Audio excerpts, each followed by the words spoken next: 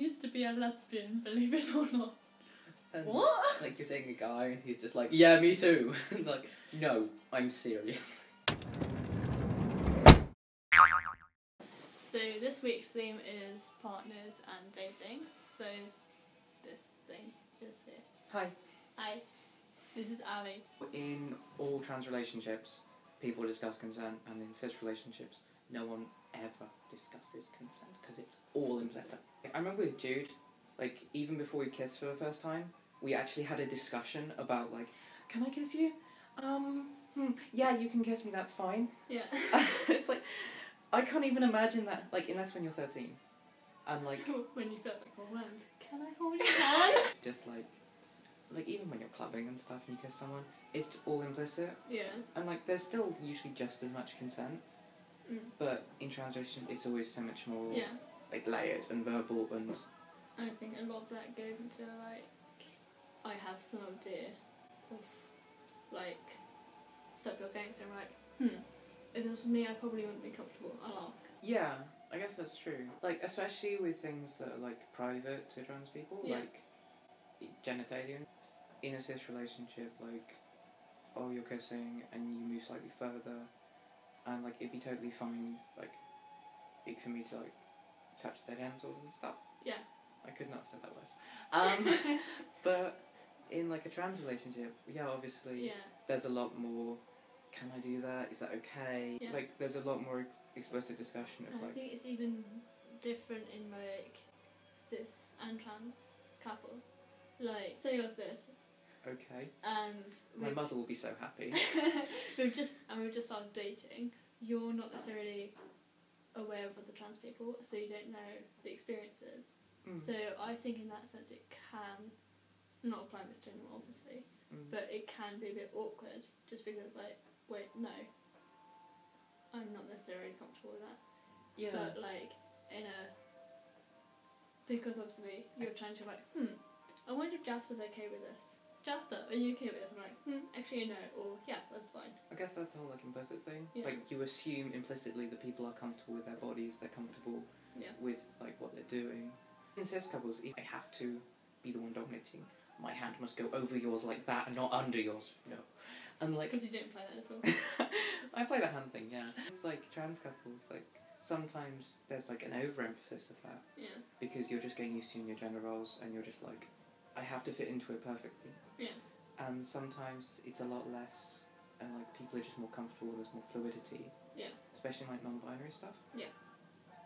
Mental health mental health problems usually come along with being trans. Like, I don't think I know anyone who's trans who hasn't had depression or anxiety issues. Yeah, I get what you mean. Like, obviously, I'm not speaking for every person. My depression is heavily linked. From my perspective, like, in our relationship, I find it... What even is this music? Oh, fuck off, it's Guardian of the Galaxy soundtrack. When I'm trying to pass and stuff, I can be like, hey Ali, what can I do to improve? Say if I have an issue relating...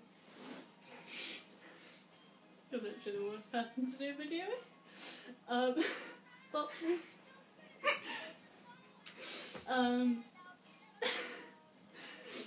You're so distracting, it's ridiculous. So, Ali, stop it.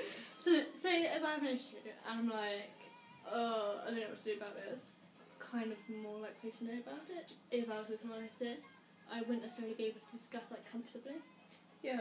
Because I could discuss it, but they'd be like, oh yeah, that must be really, like, difficult for you to deal with. But they wouldn't be like, oh yeah, I know exactly how you can tackle that. They can only really sympathise with it and just be like, yeah, that sucks. Just be like, oh, do you think I'll pass today?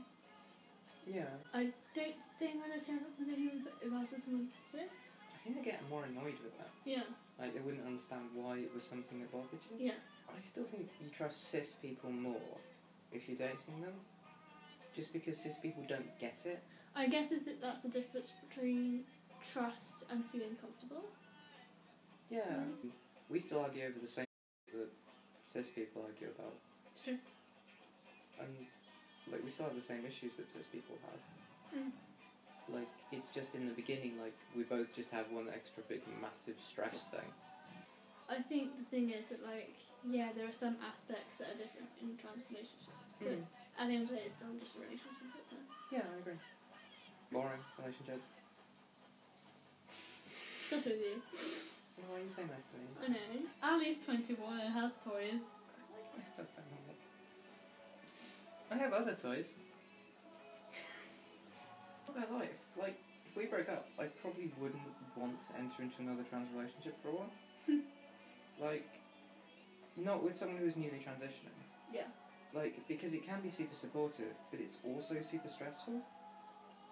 Just because, like, a lot of the trans people I've dated do have comorbid conditions. I think I would more likely go into another trans relationship over a cis relationship on the basis that, because obviously I'm in the kind of new zone. Yeah.